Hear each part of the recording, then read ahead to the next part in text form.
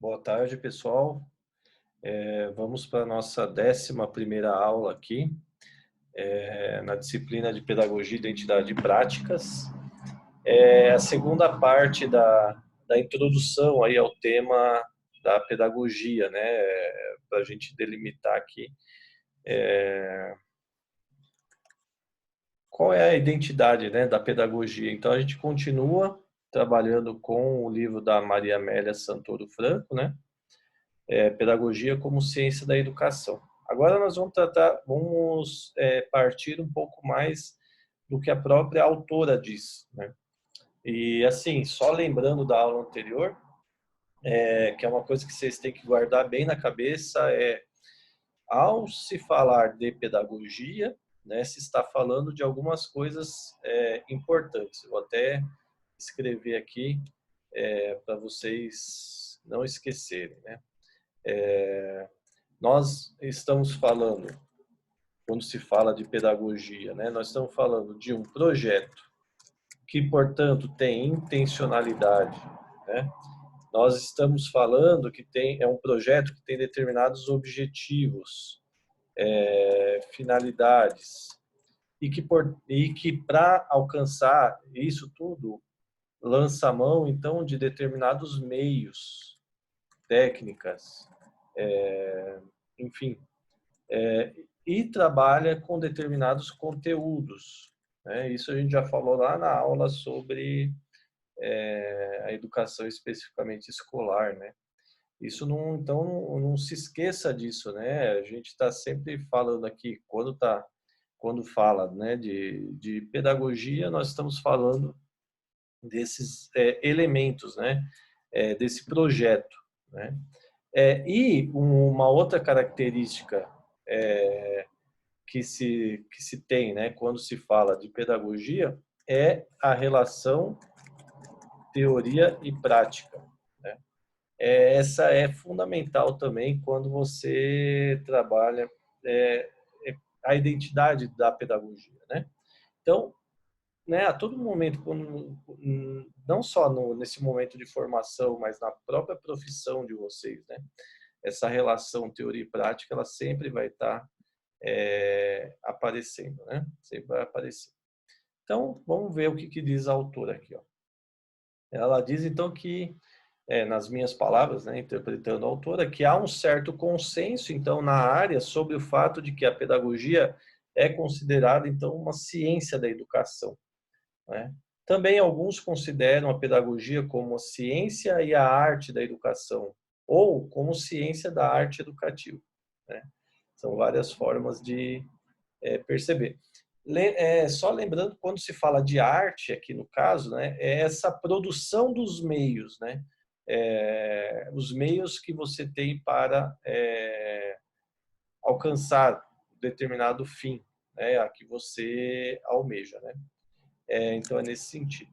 Bom, de toda forma, né, seja lá como for, né, essa questão se vincula à identidade da pedagogia, né? E essa relação, então, essa questão, né, de ser a pedagogia ciência da educação é importante, né? E a relação teoria e prática também, que eu já falei. Então, fazendo um pouco aí dessa história mais recente, né? A autora traz, então, que foi Herbart, né, na Alemanha, o Herbart, o primeiro, então, que consolidou a pedagogia como ciência da educação, né? E este autor, então, ele tinha a psicologia como a base da pedagogia, né? E o Herbert, então, ele valorizava bastante a pedagogia como arte pedagógica. E essa arte se consolida, né, segundo ele, ao estruturar-se como num sistema organizado de princípios em torno de fins e métodos da educação. Enfim, sem fundar-se numa ciência pedagógica, né? Então, a pedagogia é uma arte pedagógica, não ciência, né? Por quê? Porque ela se estrutura num sistema organizado de princípios em torno de fins e métodos da educação, né? Sem ser uma ciência da educação. Então, veja, a gente já viu autores que falam que a pedagogia é ciência, outros que dizem que não, enfim, né? a minha percepção pessoal, ao tratar da pedagogia, é que a pedagogia é a ciência da educação, né? Então, isso, para mim, é bastante claro, né? Bom, voltando aqui, Herbert, então, ainda, que é um autor alemão, né? Esqueci de dizer isso, do século XIX, ele reduz o pedagógico ao instrucional, ou seja, quando ele fala aqui atrás, né, que o pedagógico se estrutura num sistema de princípios em torno de fins e métodos da educação, está reduzindo o pedagógico ao instrucional. Então, o que diz a autora aqui? Ó? Há que se verificar que estamos diante de uma questão epistemológica essencial. Questão epistemológica significa a questão relativa à produção do conhecimento, né? Ou consideramos a educação como um projeto global, político, de formação de cidadãos, que reivindica meios de ensino para concretizar-se, ou consideramos, conforme Herbert, que será a instrução que deve organizar as percepções individuais no processo de ensino e que serão essas percepções que irão, na totalidade, compor a educação.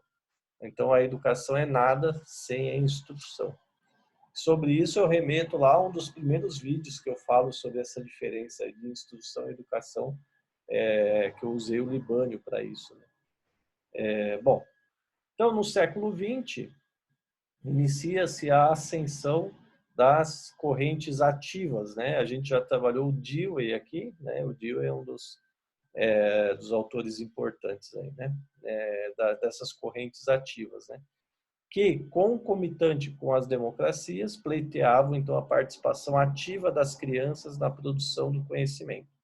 Então, conforme se modifica o que se entende que deve ser a formação, também se modifica o que se entende como pedagogia, né? Então, a pedagogia nesse momento, segundo a autora, né, a Maria Amélia, a pedagogia é, nesse momento, no século XX, repensada em termos políticos e culturais e passa novamente a readquirir uma identidade de cunho teórico-filosófico, com preocupações com a prática, sem deixar de ser considerada científica, aliando pesquisa experimental com reflexão epistemológica.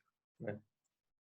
Então, veja, a autora, mais ou menos, ela faz uma história da pedagogia moderna, dizendo assim, ó, bom, lá no século XVI, XVII, a pedagogia com Comênios, por exemplo, né, que aí é outro conteúdo, né, da disciplina de didática, principalmente, né?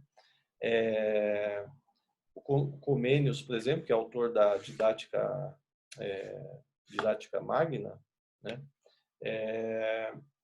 O Comênios, com o Comênios, por exemplo, a pedagogia tem uma preocupação filosófica, né, de formação humana, né, teórico-filosófica de formação humana.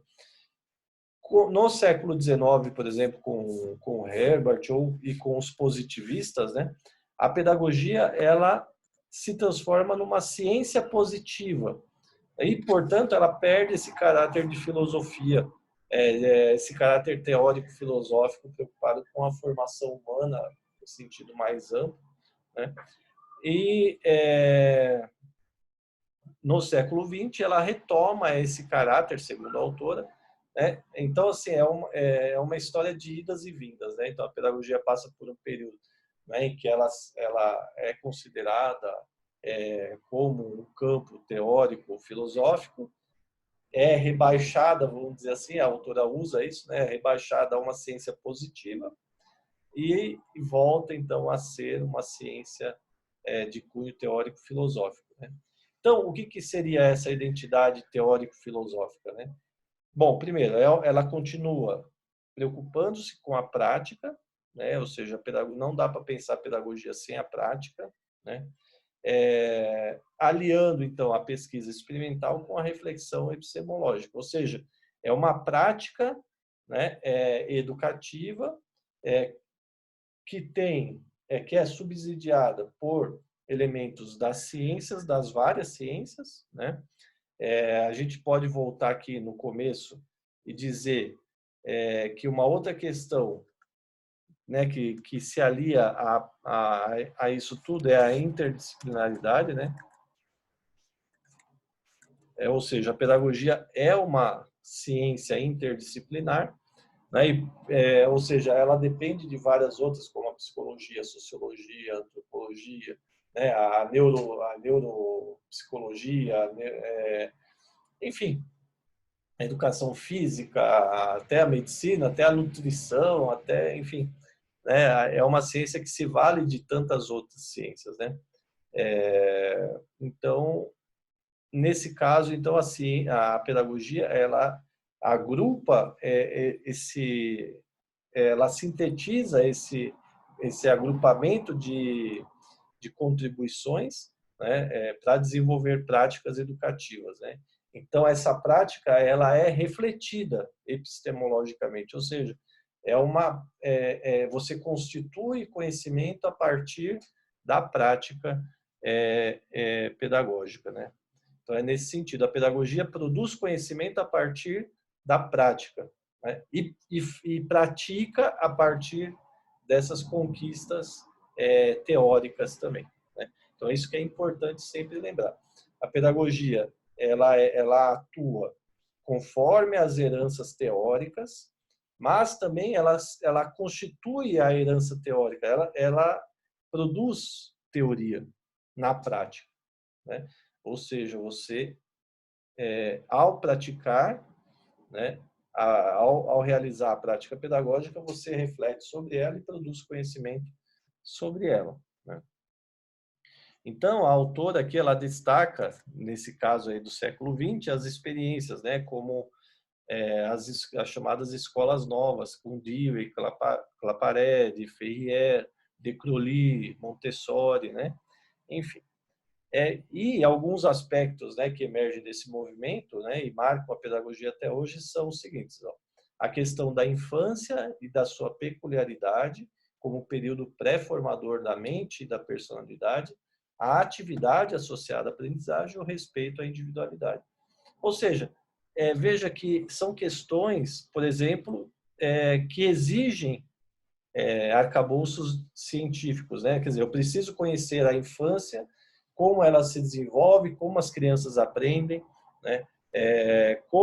Qual é a relação entre o aprendizado, a sociabilidade, a personalidade, como que a criança aprende na atividade, fazendo coisas, como que a organização das atividades da criança pode ser uma organização educativa, né, no sentido de que a criança aprende fazendo, né?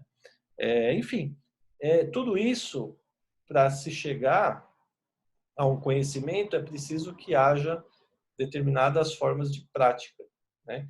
Então, a pedagogia, de toda forma, ela sempre será uma ciência prática, né? E, ao mesmo tempo, sempre será também uma teoria que embasa a prática, tá? Então, eu vou ficando por aqui, né? A gente continua com esse tema aí na próxima aula, tá bom? Um abraço.